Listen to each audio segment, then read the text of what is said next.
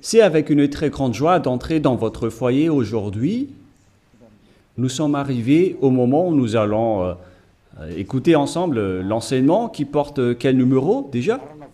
C'est le numéro 1, notre enseignement d'aujourd'hui. Après une pause assez longue, nous allons avancer dans la suite de l'enseignement. Le titre de l'enseignement d'aujourd'hui concerne le Dieu d'Abraham. C'est quel livre qui parle de lui? Vraiment? Est-ce que c'est le Coran de l'islam? Ou bien le Sefer Torah juif? Voilà ce que nous allons voir ensemble pour aujourd'hui.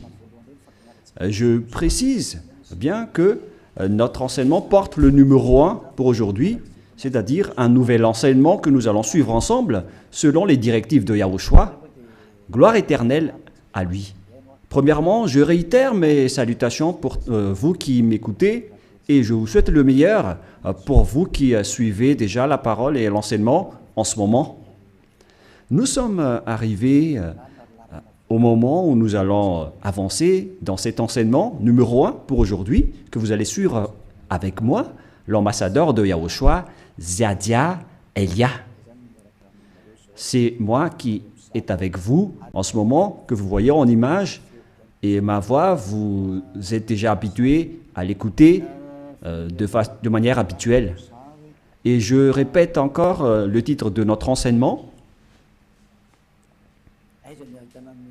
Où est-ce qu'on peut trouver la vérité? C'est dans quel livre qui parle vraiment du Dieu d'Abraham? Car là, on parle vraiment du livre juif. Pourquoi je parle du livre juif qu'on appelle le Sefer Torah? Et il y a aussi le livre du Coran. Pourquoi Elia parle du livre juif, du Sefer Torah, ainsi que du Coran? Car chacun parle du Dieu d'Abraham, chacun des deux livres, alors que chacun aussi a sa version et leur langage. Et on parle de versions tout à fait opposées, deux versions diamétralement opposées, qu'on peut dire qu'ils sont vraiment opposés avec aucune liaison.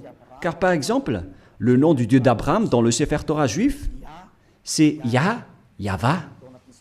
Voilà ce qu'on voit dans le Sefer Torah juif. Et lorsque vous regardez dans le Coran, vous voyez que c'est Allah qui est écrit dedans.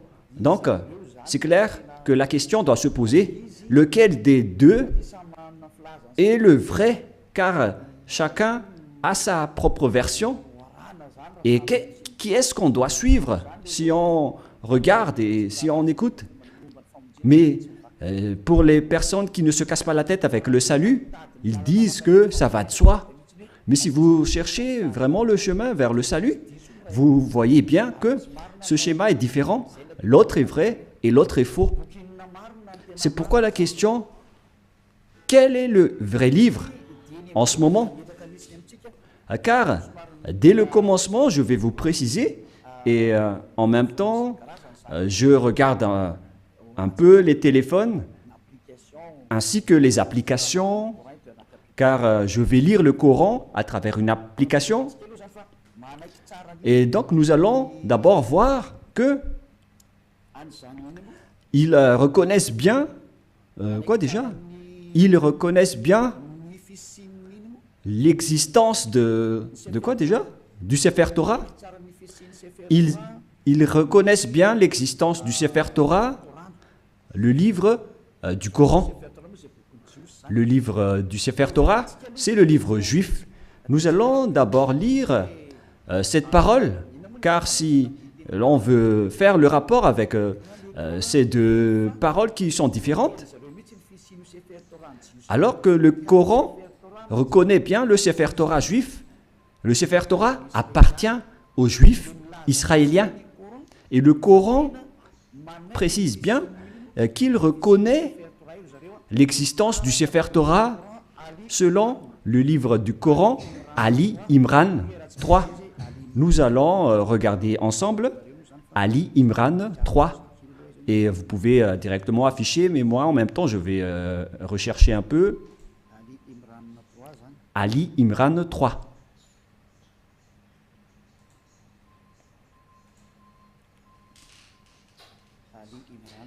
Ali Imran, que vous pouvez déjà afficher, car là, je l'ai retrouvé. Le voilà. Ali Imran 3. Et nous regardons ensemble vers l'écran. Il y a donc une langue arabe et après, il y a la traduction. Il a fait descendre sur toi le livre avec la vérité. Confirmant le livre descendu. Et il fit descendre la Torah et l'Évangile, ce qui prouve que l'islam reconnaît bien que ce sont eux qui ont fait entrer la Torah ainsi que l'Évangile dans le verset 2, à l'Imran verset 2. Voilà ce qui est dit. Allah, pas de divinité à part lui. C'est-à-dire qu'il n'y a pas aucun Dieu à part lui, le vivant, celui qui subsiste par lui-même. Nous voyons bien donc qu'il y a deux schémas différents qu'on doit faire connaître aux gens. Où est-ce qu'on doit aller si vous cherchez le salut? Voilà le rôle de Élia. Élia est là pour sauver tous les humains, non pas seulement ceux qui invoquent Jésus ou Jesus, mais tous ceux qui veulent avancer, vous pouvez avancer. Ceux qui veulent rester, vous pouvez rester. Et c'est pareil aussi avec l'appel aux islamistes pour leur demander de regarder la vérité, car votre livre reconnaît bien l'existence du Sefer Torah juif et ils disent que c'est leur Dieu même qui l'a fait entrer. C'est le Dieu de l'islam. C'est vraiment grandiose ce qu'il dit en disant que c'est le Dieu de l'islam qui a fait entrer le Sefer Torah juif ainsi que l'Évangile, le Nouveau Testament, dans lequel il y a l'histoire du Fils de Dieu qui figure dans la Sainte Écriture juive, que les islamistes ne reconnaissent pas du tout en disant que le Fils de Dieu n'existe pas car Dieu n'a pas du tout enfanté. Voilà un autre problème, c'est-à-dire qu'il y a un schéma étrange concernant cette parole de Dieu qui vraiment possède la vérité. Et donc, nous allons suivre le titre qui raconte vraiment ce Dieu et qui a vraiment la vérité. Est-ce que c'est dans le Coran de l'islam ou c'est dans le Sefer Torah juif? Car ce sont les deux schémas opposants et qu'on doit confronter. Ce n'est pas qu'on va faire combattre le livre, mais on doit regarder la vérité à travers la parole. Et donc c'est clair que le Dieu de l'islam, selon eux, c'est lui qui a donné le Torah ainsi que le Nouveau Testament, la bonne nouvelle dans l'Évangile où il y a Yahushua, mais qu'ils ont changé au nom de Isha. Et les faux chrétiens l'ont changé en Jésus ou Jesus. Et certains nous demandent, est-ce que vous êtes chrétien? Moi, je réponds directement, nous ne sommes pas chrétiens. Car le Christ, plusieurs gens l'ont déjà changé en autre sens. Élia n'est pas chrétien. Élia suit Yahushua qui est l'élu. C'est celui que je suis. Voilà. Mais le Christ, le nom du Christ est déjà détruit. Et nous, on n'entre plus dans ce genre de choses étranges. Mais le vrai, le bien et le pur, c'est de suivre Yahushua, l'élu. Nous allons encore entrer dans ce sujet prochainement, mais on va dire d'abord que le livre de l'islam reconnaît Yahushua, mais ils ont juste changé son nom en Isha. Nous allons voir ça après. Mais dès le commencement, on voit bien que le Coran, ils reconnaissent bien le Sefer Torah juif. On parle ici du livre du Coran de l'islam. Donc là, c'est clair. Nous allons encore rajouter un autre verset. On va rajouter pour que ça soit bien complet dans vos écrits, nous allons encore lire dans le livre de Al-Maïda, qui s'écrit Al-Maïda. Al-Maïda 44. Nous allons aussi lire Al-Maïda 44, que je vais encore rechercher un peu.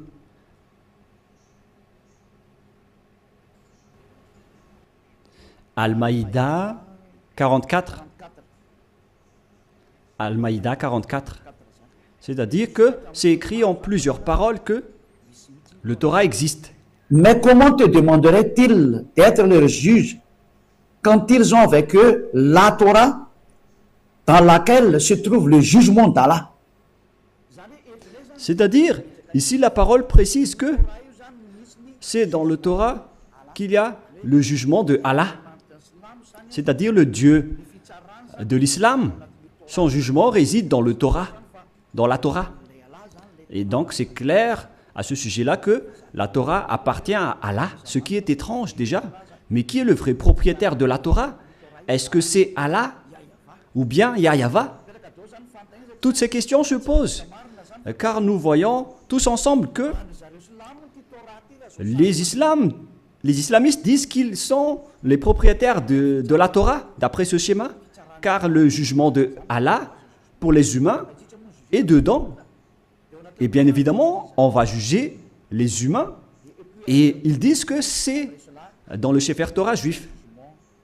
Et puis après cela, ils jettent en jugement, et ces gens-là sont nullement des croyants. Bon, on va laisser ça de côté, mais ici, on voit bien que la parole est très claire en disant que le Dieu Allah Islam est bien dans le Sefer Torah juif, ce qui est déjà étrange. Mais on va voir la vérité. Et malgré cela, nous allons encore regarder d'autres paroles pour bien compléter, pour bien prouver la parole de Élia. Nous allons lire dans Mariam 12. Attendez un peu parce que le livre s'est envolé. Mariam.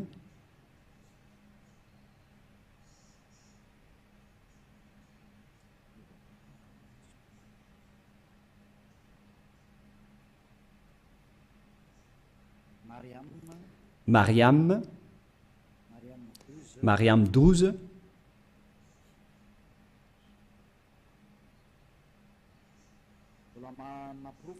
Ce qui, je suis encore en train de donner des preuves. Hein. Allez-y, affichez pour qu'on le lit, les techniciens. Oh Yahya, tiens fermement au livre, la Torah.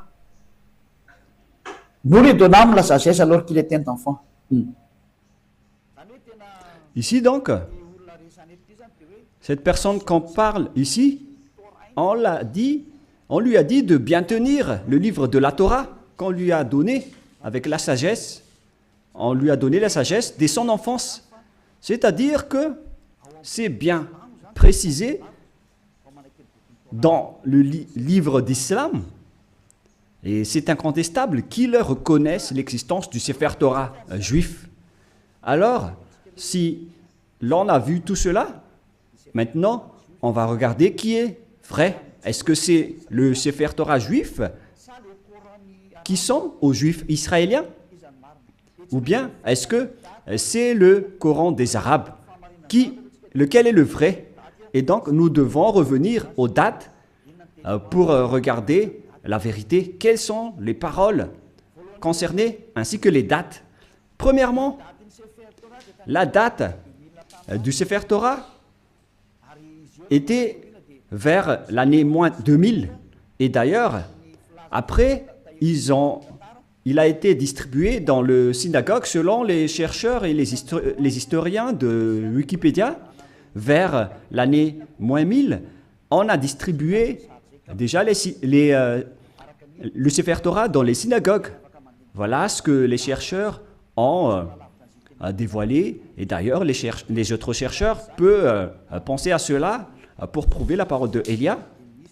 Donc ici, on dit que l'existence du Sefer Torah était déjà vers l'année moins 2000. Nous allons donc voir l'histoire du Sefer Torah dans Wikipédia dans les autres encyclopédies humaines. Voilà donc un autre livre que j'ai sélectionné parmi les livres des chercheurs. En fait, ils sont plusieurs, ces chercheurs, qui ont sorti cette déclaration que j'ai extrait de leur livre. C'est dans l'ancien hébreu alphabet chart. Voilà son titre. Ancien alphabet hébreu chart. Le voilà. C'est en hébreu. Voilà les alphabets hébreux. Et il précise les dates. C'est en quelle année sa date de parution. Voilà donc la date. Ça a été utilisé entre moins 2000 avant Yahushua et moins 1000 avant Yahushua.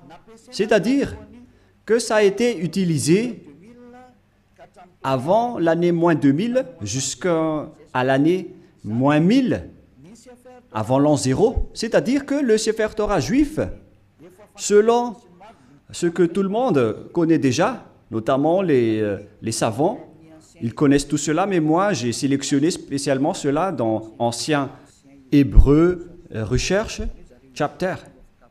C'est-à-dire que les Hébreux ont fait des recherches avec leurs savants pour sortir cet article que ça a été utilisé vers moins 2000, qu'on a utilisé l'alphabet hébreu, colonne 1 utilisé dans l'ancienne époque, colonne 2 vers moins 1000 jusqu'à moins 100, et colonne 3 utilisée depuis moins 400 jusqu'à plus 100. Voilà donc.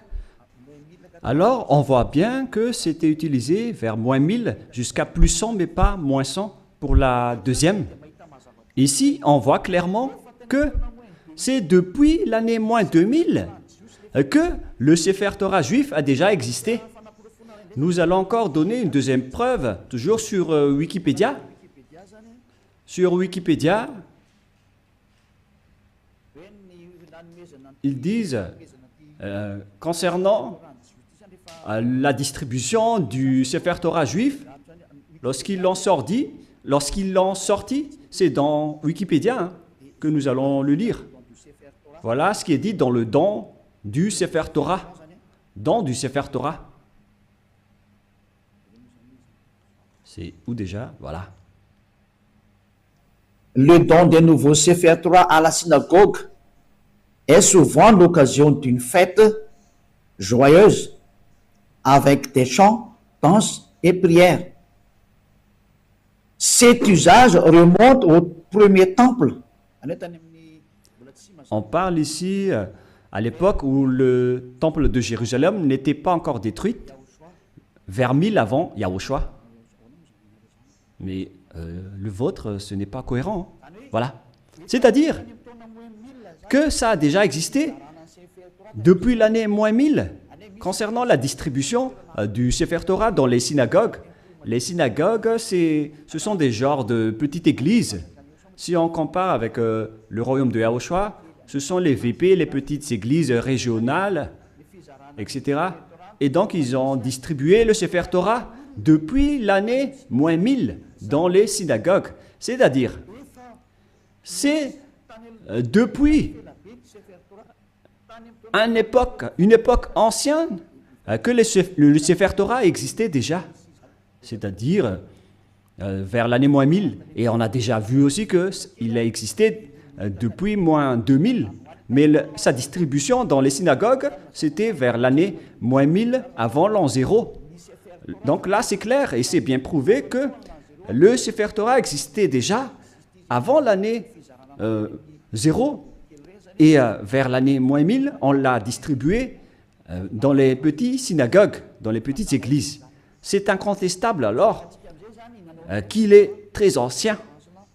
Et nous allons ensuite regarder concernant le Coran de l'islam. Et si je vous dis tout ça, c'est par amour pour vous les humains, avant votre anéantissement. Elia vous dit de vous retourner. Il n'y a plus rien à faire pour votre terre.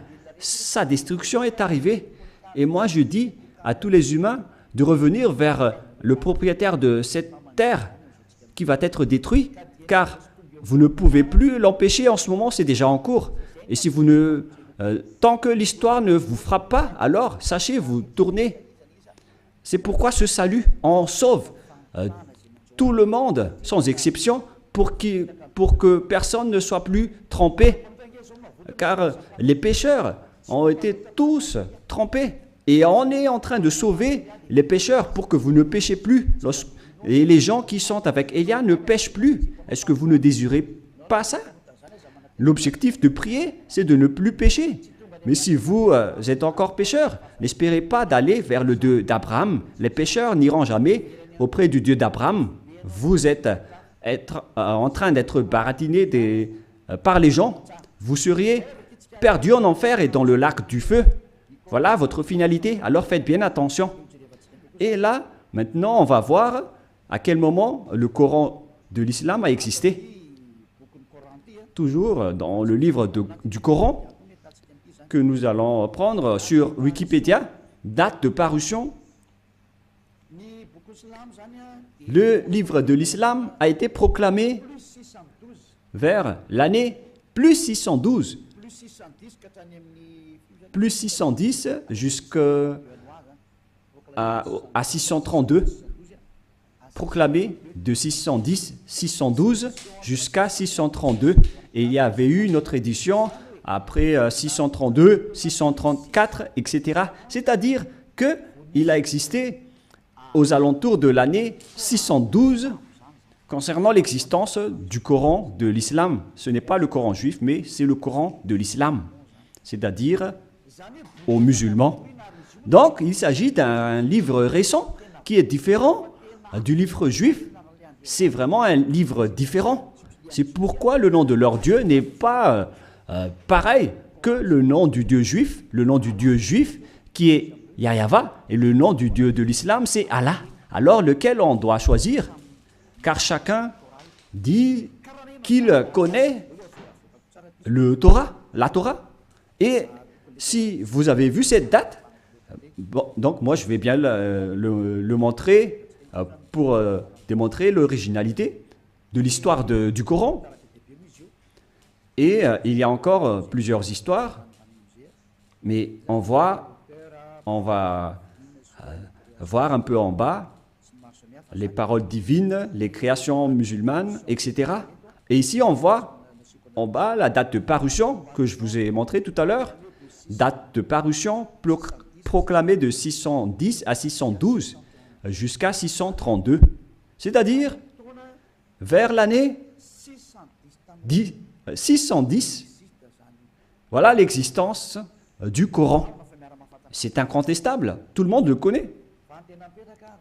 La question qui se pose, si on veut regarder la vérité sans favoritisme, si on veut voir la vérité sans favoritisme, qu'est-ce qu'on doit suivre? Qui est-ce qu'on doit suivre? Car les deux livres parlent du Dieu d'Abraham et ils reconnaissent tous le Dieu d'Abraham. Et lorsqu'on a regardé les dates, la date du Sefer Torah était vers l'année moins 2000, son existence. Et vers l'année moins 1000, sur Wikipédia, c'est prouvé qu'il a été distribué, le Sefer Torah, on l'a distribué dans les petites synagogues. C'est-à-dire qu'il s'agit d'un livre très ancien, le Sefer Torah. C'est lui qui a conservé les anciennes paroles. Et donc, si on regarde bien, qu'est-ce qu'on doit prendre? Est-ce que vous allez prendre le livre qui était né vers plus 600 de l'islam? Est-ce que c'est là qu'on doit voir la vérité sur le Dieu d'Abraham, ou bien vers celui qui était vers moins 2000? Et sans hésitation, sans favoritisme, tout le monde doit dire qu'on doit voir dans le livre qui existait vers moins 2000, qui a conservé toute la vérité. Voilà la vérité. Lorsque vous regardez l'originalité, il faut regarder le plus ancien. Si l'on prend l'exemple d'un problème foncier, on doit avoir la source de la situation juridique au tribunal, on doit voir l'authenticité, le plus authentique, le plus ancien. Et donc, c'est clair que c'est celui qui possède le plus ancien dossier qui est le propriétaire du terrain, mais pas celui qui est venu récemment. Voilà donc pour prouver la vérité qui est incontestable, même pas un tout petit peu. Voilà la question qui se pose. Qui a eu tort? Et nous allons d'abord préciser ce schéma qui est en cours. Et qui a écrit le livre du Sefer Torah d'abord? Car nous voyons bien que celui qui a écrit le livre du Coran, c'est un arabe. Et il ne peut pas nier cela. Mais celui qui a écrit le Sefer Torah juif, c'est Moshe. C'est Moshe qui l'a écrit. Et c'est justement ça qu'on va regarder en disant, est-ce que le Coran reconnaît Moshe et accepte Moshe? Voilà ce qu'on va regarder. Allons-y. Il accepte Moshe. Il accepte Moshe car c'est Moshe qui l'a écrit. C'est dans Exode 24. Quel verset déjà?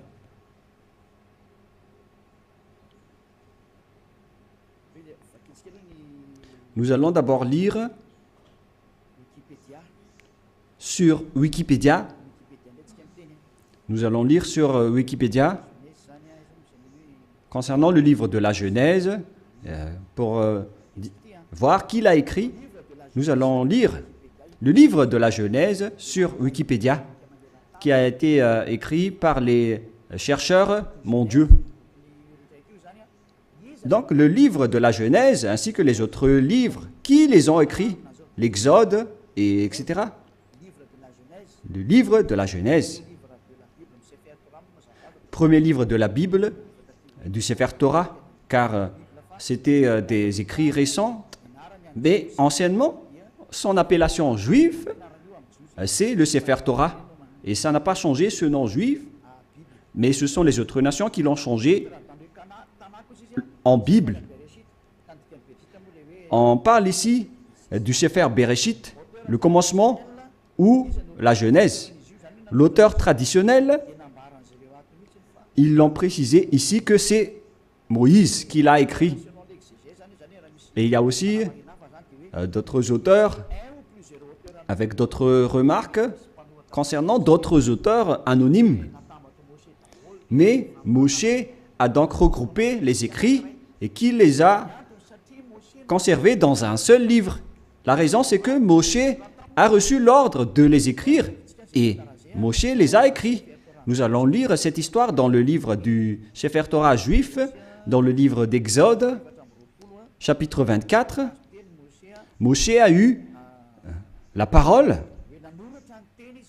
qu'il devait écrire les paroles de Yahweh. Exode, chapitre 24, verset 4. Ce qui veut dire que l'histoire du livre de la Genèse, de l'Exode, Lévitique, Nombre et Deutéronome, ce sont tous des livres écrits par le grand-père Moshe. Moshe écrivit toutes les paroles de Yahweh. Puis il se leva du bon matin, il bâtit un autel au pied de la montagne et dressa 12 pierres pour les 12 tribus d'Israël. C'est-à-dire que c'est Moshe qui a écrit le Sefer Torah.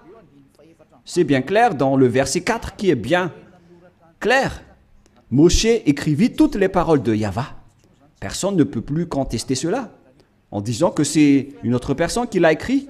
Donc l'ancien Sefer Torah, le plus ancien, c'est Moshe qui a écrit tous ces livres selon ce qui est dit dans le Sefer Torah, dans le livre d'Exode, qui est un livre de Moshe.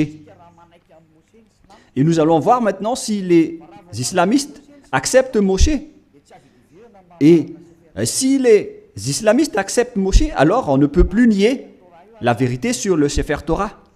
Directement, le Sefer Torah est vrai et incontestable. Si vous allez encore contester cela, vous avez tort, car si vous acceptez la vérité sur son auteur, alors que Son nom figure bien dans le Sefer Torah. Il s'appelle Moshe dans le Sefer Torah, mais le Coran de l'islam l'a changé en Mosha. Voilà leur appellation, et tout le monde connaît cela. Et nous allons donc voir s'ils acceptent Moshe dans le Coran de l'islam. Si une fois vous l'acceptez, et nous allons le voir ensemble, alors il faut que vous vous tournez vers la vérité. Voilà la sagesse. Il faut aller vers la vérité. Le rôle de Elia est d'expliquer, de prouver. Si vous ne voulez pas écouter, tant pis pour vous. Mais mon rôle, c'est d'expliquer, de prouver, comme j'ai prouvé aux personnes qui appellent Jésus en disant que vous avez tort. Regardez-vous, vous êtes pécheurs. Et même le livre du Coran précise bien que tous les islamistes sont pécheurs. Et ce qui est pire, c'est qu'ils vont être tous jetés en enfer. Et ils connaissent tous cela. Et ils disent qu'on va les sélectionner petit à petit de l'enfer après. La question que je vous pose, par quel moyen vous allez quitter l'enfer? Car c'est écrit dans votre livre, ma venue, c'est de sauver les humains sans exception. Voilà le grand amour. C'est sauver tout le monde en tant qu'humain. Comment vous allez échapper à l'enfer? Par quelle solution? Et ne répondez pas bêtement. Il faut donner une vraie solution. Car dans votre livre, il est également écrit que vous n'avez pas le pouvoir de purifier ou de rendre parfaite une personne. C'est écrit dans votre livre. Vous n'avez pas le pouvoir de changer une personne en une personne vraie et parfaite. Alors, comment vous allez échapper à l'enfer? La question qui se pose. Après votre mort, vous irez en enfer et comment vous allez quitter cette zone? C'est vraiment pire. Hein? Je ne sais pas si vous avez déjà entendu cela, mais lorsqu'on discute avec les gens, ils acceptent que c'est vrai. Et lorsqu'on les pose la question, comment vous allez échapper à cela? Et après, ils donnent des réponses bêtes. Si vous êtes en enfer, alors vous êtes méchant, vous êtes puni. C'est là que les adultères, les voleurs, les idolâtres, ils vont être jetés en enfer et dans le lac de feu et de soufre. Mais dans le livre de Sefer Torah juif, il est dit que si quelqu'un est jeté là-bas, il ne pourrait plus y échapper. Souvenez-vous bien de cela. Donc, on va voir maintenant est-ce que le Coran accepte Moshe ou Moïse pour les catholiques romains et les protestants. Pour les protestants, Moses. Pour le Sefer Torah original, c'est Moshe. Et pour le Coran de l'islam, c'est Mosha, mais c'est le même. Nous allons donc chercher cette parole. Est-ce que le Coran accepte les prophètes? Voilà ce qu'on va lire en premier. Et nous allons bien lire que les islamistes acceptent les prophètes dans le livre d'Al-Baqarah 39. Nous allons devoir préciser un peu la recherche sur Al-Baqarah 39. Veuillez patienter un tout petit peu car je suis en train de rechercher. Al-Baqarah. Quel verset déjà? Quel chapitre? 39, 36, 37, 38, 39.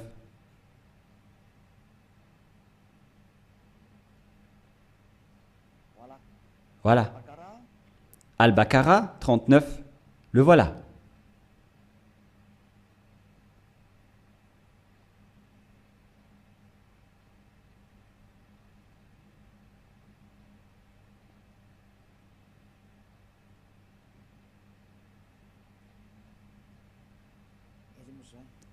Où il est passé déjà? Voilà. Nous allons lire à partir du verset 38 et 39.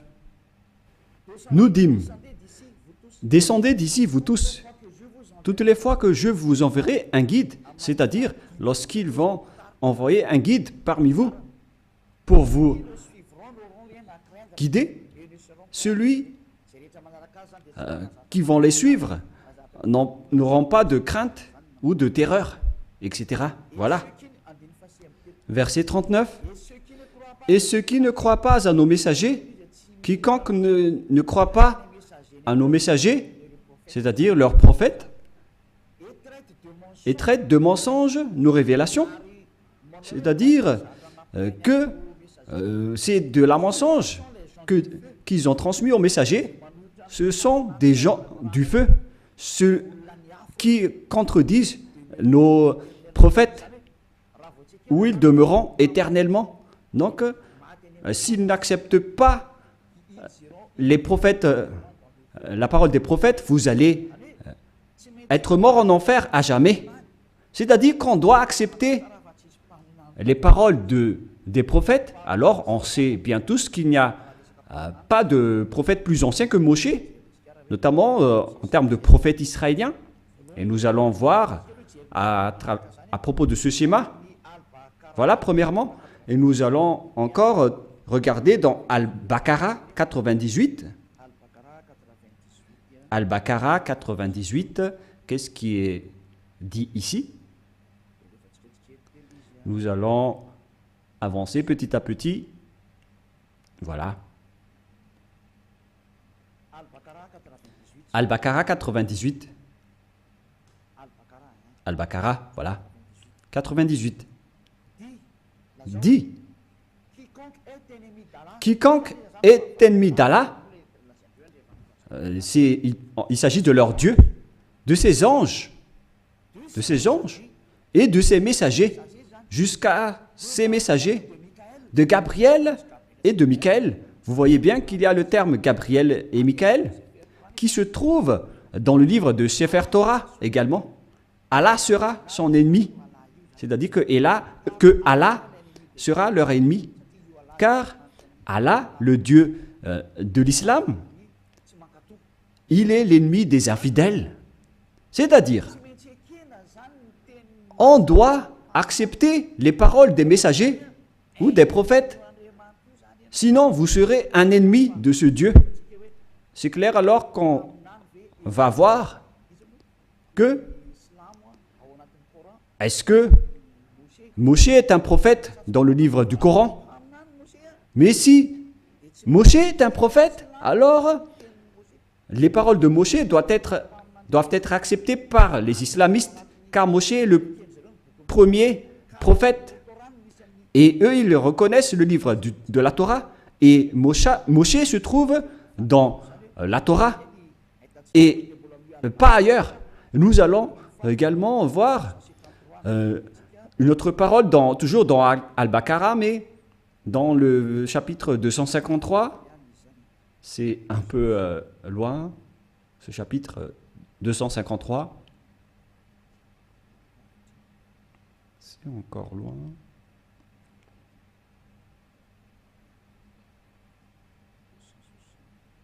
« 260, nous allons revenir un peu, nous allons un peu trop loin. Là, on est en train de trop rechercher. 200 et combien? J'ai dit déjà. «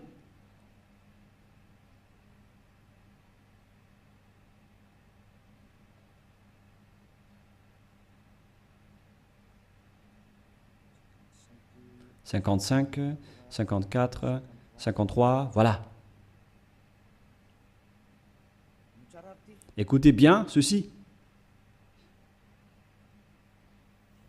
Parmi ces messagers, nous avons favorisé certains par rapport à d'autres. Il en est à qui Allah a parlé, vous savez. C'est-à-dire, parmi les prophètes et les messagers, il y a des hauts gradés par rapport aux autres.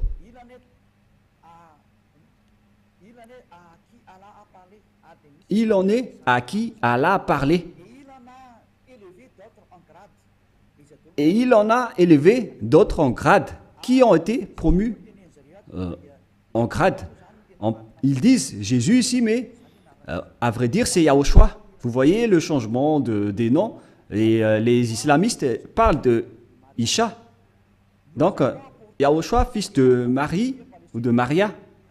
Nous avons la preuve que Yahushua a le Saint-Esprit. C'est dit dans le livre du Coran. Et il est exceptionnel comparé aux autres prophètes. Et si Allah a voulu qui se sont s'entretués, etc. Mais nous allons en rester là. Mais ce qu'on précise ici, c'est qu'il y a des prophètes haut gradés parmi les autres prophètes, y compris Yahushua, le fils de Maria. C'est bien dit dans le livre du Coran, de l'islam.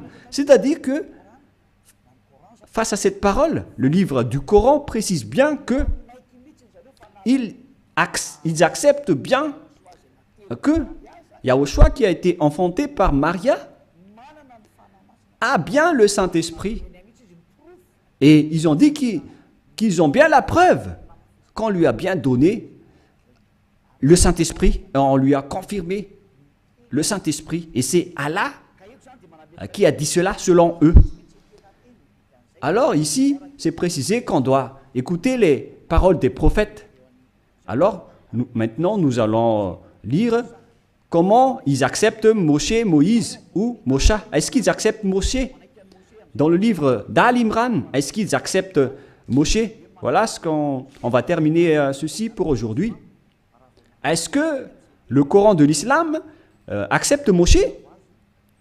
Parce que s'ils acceptent, face à toutes ces paroles, donc c'est clair que c'est le Sefer Torah juif qui est vrai et le Coran est faux, d'après tout ce qu'on a dit. J'ai donné des preuves. Je n'ai pas seulement donné des paroles du Sefer Torah, mais j'ai également donné des paroles du Coran. Comme ça, vous voyez bien que je n'ai pas fait du favoritisme, car chacun a dit sa version, et à vous de connaître lequel doit-on suivre. Et donc, le livre de Al-Miran 84 précise aussi, et je précise aussi que c'est de l'amour, tout ce que je suis en train de vous parler, pour que vous ne soyez pas jetés en enfer, au cas où vous allez être en difficulté avec le danger que vous allez subir. J'ai dit Al-Imran 84, voilà. Allons-y. Dit Al-Imran 84. Nous croyons en Allah,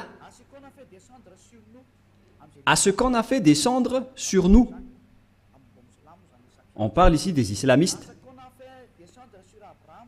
À ce qu'on a fait descendre sur Abraham, en Ismaël, en Isaac. Tous ces noms figurent dans le livre du Sefer Torah, en Jacob et sa tribu. On voit bien l'histoire de cette tribu dans le livre du Sefer Torah juif et de ce qui a été porté par Moïse. Moïse, et donc ici c'est le porte-parole et le prophète, et on va dire Yahushua directement. Et ici donc, on précise bien que les islamistes croient à tous les prophètes jusqu'à Jésus, Isha, c'est-à-dire Yahushua, en vrai. Depuis Moshe ou Moïse, ils acceptent tous les prophètes. C'est clair alors que le Coran ne peut pas dire qu'il nie Moshe. C'est pas vrai. On le nie carrément, car nous l'avons bien tous vu ensemble. Élia n'a rien inventé. Élia n'a rien inventé. C'est le salut. Le danger arrive sur votre terre. C'est le devoir de Élia de vous sauver. Mais si vous ne voulez pas être sauvé, vous avez déjà écouté, tant pis pour vous, mais j'espère que vous allez être sauvés. Nous allons encore voir une autre parole dans Mariam 51. Où se trouve le livre de Mariam 51.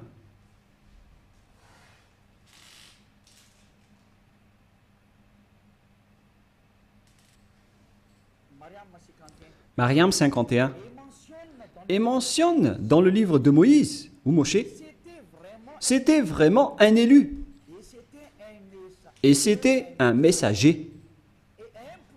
Et un prophète. Les islamistes exigent bien et précisent qu'il faut bien marquer que Moïse ou Moshe, c'était vraiment un élu. Il faut bien donc marquer dans le livre de l'islam que Moïse ou Moshe ou Mosha, c'est un élu, c'est un porte-parole et c'est un vrai prophète, messager. Voilà. Il est également en même temps un élu, il a été choisi. C'est vraiment un élu. C'est un homme élu, alors ne le négligez pas. Voilà ce que ça veut dire. Vous voyez maintenant que les islamistes ne doivent plus nier. Car c'est bien dans leur Coran la vérité de Moshe. Et qu'est-ce que Moshe a dit? Car c'est Moshe qui va nous dire que c'est lui qui a écrit le livre de la Genèse. Nous allons aussi voir cette parole. Donc c'est clair que vous ne devez plus nier cela en disant qu'il y a des fausses paroles. Pourquoi vous allez contredire la parole de Moshe? Car la parole de Moshe est vraie et ça a déjà existé vers moins 1500. Comment vous allez encore pouvoir le nier? Vous voyez bien que c'est impossible. Directement, vous allez nier votre propre parole si vous niez les paroles de Moshe. C'est clair, donc, que vous devez revenir vers le Sefer Torah juif si vous voulez être sauvé. Si vous ne voulez pas revenir là-bas, alors là, vous êtes frappé par votre propre parole. Je n'ai rien inventé. Lisez bien la parole. Il faut que nous allons encore rajouter une autre parole pour prouver dans Al-Baqarah 51. Al-Baqarah 51, nous allons lire.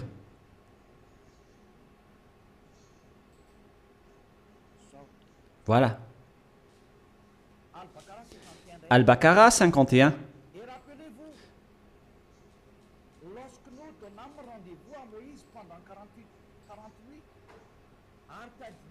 Et rappelez-vous que lorsque nous avons donné rendez-vous à Moshe pendant 40 nuits, lorsqu'il était allé sur la montagne, puis en son absence, vous avez pris le veau. Il se tourne ici vers les Israéliens que, en l'absence de Moshe, vous avez pris le veau pour idole, c'est-à-dire un statut idole, et vous étiez injuste à l'égard de vous-même en adorant autre qu'Allah.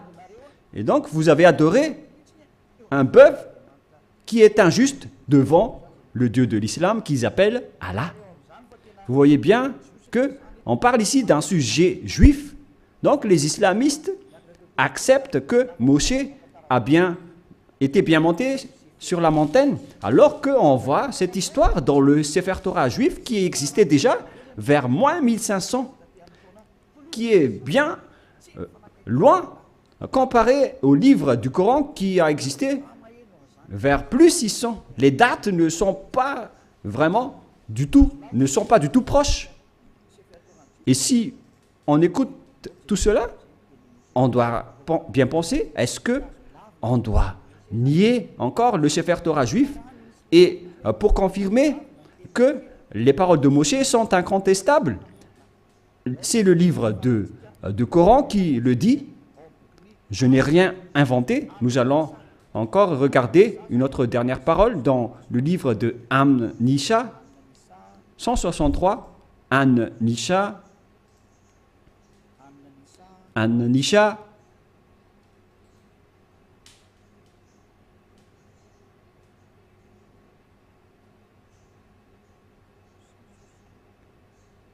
162.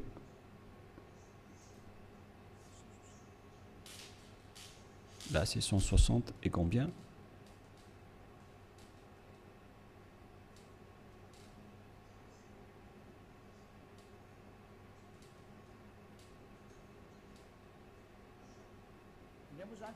Ici, donc, tous les prophètes sont concernés. Nous t'avons fait une révélation. Comme film à Noé, nous t'avons fait une révélation, comme à l'époque de Noé. Noé, on sait tous qu'il existe dans le Sefer Torah juif, à tous les prophètes, nous allons faire une révélation en Abraham, en Ismaël, à Isaac, en Jacob, ainsi à toutes les tribus, jusqu'à Yahushua, Job, Jonah, Aaron, jusqu'à Solomon. Et nous avons donné le Zabour à David. Le Zabour, c'est le livre de psaumes. C'est-à-dire que même le Coran de l'islam reconnaissent et acceptent le Zabour ou psaume. Z-A-B-O-U-R. Les islamistes acceptent le livre de Solomon, le livre d'Aaron, le livre de Jonas, prophète, le livre de Job, le livre de Yahushua. Alors que toutes ces histoires, on les voit dans le Sefer Torah juif vers l'année moins 2000, jusqu'à moins 1500. On a vu jusqu'à moins 1000. On a vu toute cette histoire. Donc, le Coran de l'islam accepte le Sefer Torah juif. Qu'est-ce qui est dit par le grand prophète dedans? L'élu qui n'est autre que Moshe. Moshe a dit que c'est moi qui ai écrit le livre du Sefer Torah. Et nous allons revenir à ce que je vous ai donné tout à l'heure dans Exode 24, 4. Moshe dit ici dans Exode 24, 4. Moshe écrivit toutes les paroles de Yahva. Celui qui est invoqué par Moshe dans le Sefer Torah, c'est Yahva, mais pas Allah. Voilà une première erreur. Car Moshe existait déjà vers l'année 1500, qui est déjà très ancien. Je n'ai pas encore donné la date de naissance et d'apparition de Moshe. Et dans ce livre, tout le monde le connaît. Ce n'est pas une nouvelle chose pour vous. Voilà donc l'histoire de Moshe, le Moïse historique comme titre. On parle de l'histoire de Moshe selon les chercheurs. Par conséquent, nous allons lire directement. Moïse, selon la Torah, a vécu 120 ans. Serait né en 1560 avant l'ère commune et serait mort en 1440, c'est-à-dire vers l'année moins 1500 que Moshe a existé selon l'histoire des chercheurs. Nous n'allons pas chercher et approfondir à ce sujet, mais si on va faire la recherche, on va trouver cette date de moins 1500. Et si vous allez dire, est-ce que vous avez déjà fait la recherche? Oui, mais c'est une longue histoire que nous n'allons plus y revenir. Mais là, on voit bien que Moshe était déjà né avant tous les prophètes arabes, car selon eux, c'est dans le Sefer Torah que tout a été dit. Et le Sefer Torah a été écrit par Moshe. Et lorsque Moshe l'a écrit, il a dit, vous ne pouvez pas ajouter ou retrancher les paroles. Faites attention car ce sont les ordonnances de votre Dieu, le Dieu des Juifs. Et le Dieu de Moshe, il a bien expliqué que le Dieu de Moshe, vers moins 1500, et le Dieu d'Abraham, vers moins 2000, c'est bien clair que leur Dieu, c'est Yahva, qui est écrit dans le Sefer Torah. Nous allons donc lire la parole de Dieu, la parole de Moshe, dans le Sefer Torah juif, qui a dit qu'il ne faut pas ajouter ou retrancher les paroles. Deutéronome 4.2, c'est un livre de Moshe. Et Moshe est l'élu, le prophète et le messager. Alors il ne faut pas s'opposer aux paroles de Moshe. Nous allons lire Deutéronome 4, Deutéronome chapitre 4, excusez-moi, versets 1 et 2. Maintenant, Israël, écoute les lois et les ordonnances que je vous enseigne. Mettez-les-en en pratique. On a fait porter la parole à Moshe, venant du cher père Yahva. Israël, écoute les lois et les ordonnances que je vous enseigne, mettez-les-en en pratique afin que vous viviez et que vous entriez en possession du pays que vous donne Yahva, le Dieu de vos pères. Alors il faut que Israël suit cette parole. Le Dieu d'Israël, donc c'est un Dieu des Juifs, mais pas des Arabes. la parole est réservée aux Israéliens, ainsi qu'à ceux qui veulent être sauvés. Et si vous voulez être sauvés, rapprochez-vous du Dieu d'Abraham dans le Sefer Torah juif, écrit par Moshe. Et le nom du Dieu de Moshe, c'est Yahva, que je vais faire sortir après. D'ailleurs, il est déjà écrit, que vous pouvez le voir en ce moment. Verset 2, qu'est-ce qui est dit? Vous n'ajouterez rien à ce que je vous prescris, selon le Dieu d'Abraham. Le Dieu d'Abraham qui a discuté avec Moshe, et qui l'a ordonné. Et après, Moshe a dit, dans le Sefer Torah, que les islamistes acceptent l'existence. Le Sefer Torah précise bien que vous devez observer les lois de Yahva, votre Dieu. Et donc, vous n'ajouterez rien. Et vous n'en retranchez rien aux paroles. Voilà ce qui est dit par le Dieu de Moshe. C'est-à-dire que toutes les paroles écrites par Moshe depuis le livre de la Genèse. Et après, il a organisé l'écriture jusqu'à la fin du livre de Deutéronome. Les paroles de Moshe sont bien directes. Vous n'ajouterez rien et vous n'en retranchez rien. Alors, vous ne pouvez pas dire que c'est un livre ancien et obsolète qu'on ne doit plus écouter, ou que c'est un ancien prophète qu'on ne doit plus écouter. Sachez qu'il est interdit par la parole du Dieu qui a discuté avec Moshe dans le Sefer Torah juif. Il a dit, ne rajoutez rien et ne retranchez rien. Donc, tous ceux qui ont changé le Sefer Torah juif ont tous tort. Ceux qui ont changé ce livre sont coupables devant ce Dieu de Moshe, car il ne faut rien rajouter ou retrancher aux paroles. Alors que chacun réfléchisse. Qui a fait l'erreur? Qui a fait la faute? Ce n'est pas du tout Élia. Je vous ai donné la preuve. Et que chacun regarde et lit et écoute qui a eu tort. Et si les jugements se déroulent parfaitement, on a tous vu que celui qui a changé le Sefer Torah juif aura tort. Car c'est Moshe qui a précisé qu'on ne peut ni rajouter ni retrancher les paroles qui sont dedans. Car ce sont les lois de Dieu, les lois de Yahva qui a envoyé Moshe vers l'année 1500. Il est le plus ancien des prophètes. Et il a écrit le Sefer Torah directement. Et ce prophète a dit qu'il ne faut pas ajouter ni retrancher mes paroles selon le Dieu d'Abraham. Car si vous allez faire ça, vous allez être en conflit avec lui. C'est interdit pour vous de faire cela. Alors que chacun réfléchisse pour ceux qui l'ont changé. Et je vais confirmer la parole de Moshe. Moshe a encore dit que vous devez uniquement écouter les paroles des prophètes israéliens.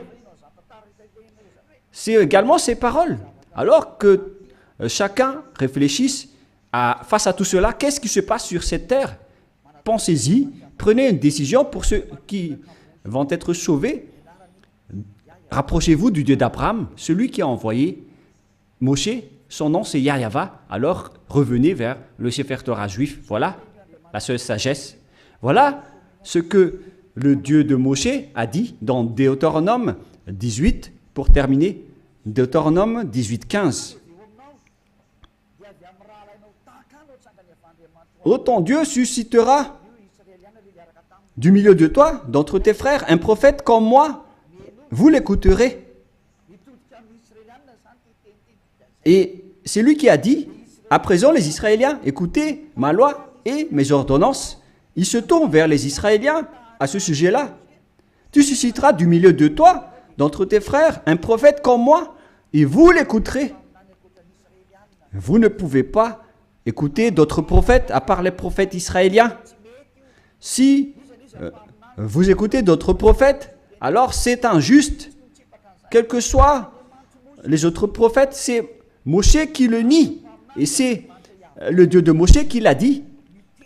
Et c'est le Dieu Yahva qui a envoyé Moshe, le prophète, qui a dit que vous ne devez écouter que les prophètes israéliens. Pour terminer, nous allons lire le verset 18 et 19. Deutéronome 18, 18, 19. Je leur susciterai du milieu de toi, de leurs frères, un prophète comme toi. Je mettrai mes paroles dans sa bouche et il leur dira tout ce que je lui commanderai. Et si quelqu'un n'écoute pas mes paroles qu'il dira en mon nom, c'est moi qui lui en demanderai compte. Selon ce Dieu d'Abraham, c'est le Dieu d'Abraham qui a déclaré que quiconque n'écoute pas ma parole, je vais les juger. Qu'est-ce qu'il a dit? Vous devez uniquement écouter les prophètes israéliens. S'ils ne sont pas israéliens, alors c'est pas correct. Selon le Dieu d'Abraham, il a dit que vous devez écouter les prophètes israéliens. Et le prophète israélien qui a écrit cela, c'est Moshe, que vous acceptez dans le livre du Coran. Le Coran accepte précisément qu'il est accepté en tant que prophète, messager et élu.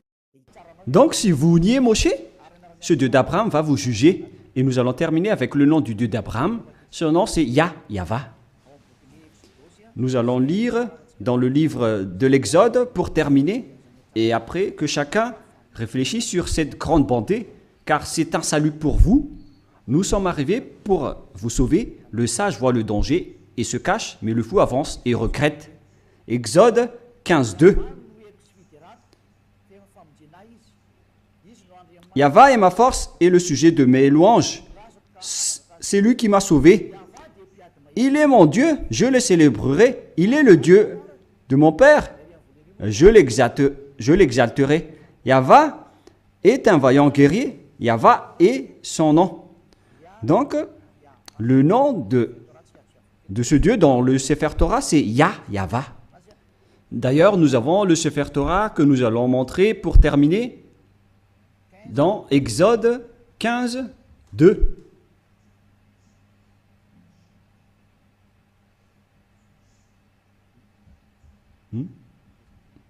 Qu'est-ce qui se passe?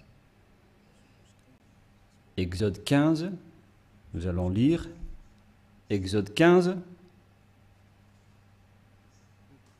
Le voilà. Exode 15:2. En hébreu, il est dit ici que Avzi Vzimrat Yah. Yah, c'est le nom de Dieu. Vaili, Ilishua, Evanvehu, Elohe, Alui, Varuminu.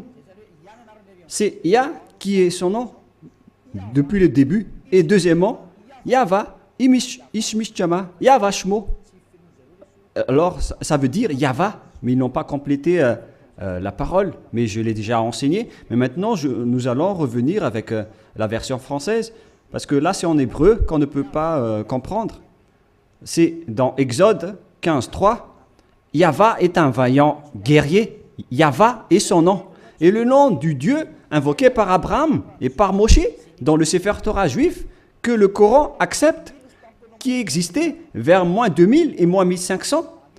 Il précise que le nom de ce Dieu d'Abraham qu'ils ont appelé à eux deux, Abraham et Moshe, le nom de ce Dieu c'est Yahva. Et donc, si vous ne suivez pas cela, imaginez et pensez que vous avez fait une grosse erreur. Si vous mourrez dans cette situation, vous irez en enfer. Écoutez ma parole, c'est de l'amour, ce n'est pas de la diffamation, c'est de la preuve pour la parole. Le sage voit le danger et se cache, mais le fou avance et le regrette. J'espère que vous tous qui m'avez écouté, vous allez vous tourner vers la vérité, le Dieu d'Abraham, le Dieu de Moshe qui est incontestable. Suivez Yahva, suivez Yahushua. Écoutez la parole du Dieu d'Abraham dans le Sefer Torah juif pour votre sagesse. Nous allons prier ensemble. Merci infiniment, Père Yahva, pour toutes ces paroles. J'ai fait connaître à tout le monde entier ta vérité. Je les ai donné la preuve concernant ta vérité, ainsi que l'injustice que les gens ont pratiquée jusqu'à maintenant. Elia te demande d'ouvrir la raison des gens pour qu'ils se repentissent et pour être guéris. Montre-nous ta gloire et ta bonté, Père Yahva, car c'est le moment de donner la vérité. C'est la dernière heure, le dernier moment pour faire revenir la raison des gens, pour se tourner vers toi. Le sage voit le danger et se cache, mais le fou avance et le regrette. Père Yahva, la gloire éternelle est uniquement à toi. On va faire revenir vers toi ta gloire, ton respect et ta vérité. Voilà la mission que tu as confiée à Elia. Gloire éternelle à toi, Père Yahva. Et au nom de toi, Yahushua. Alléluia. Amen. Je vous souhaite à tous d'être bénis par Yahushua et à notre prochain rendez-vous. Au revoir.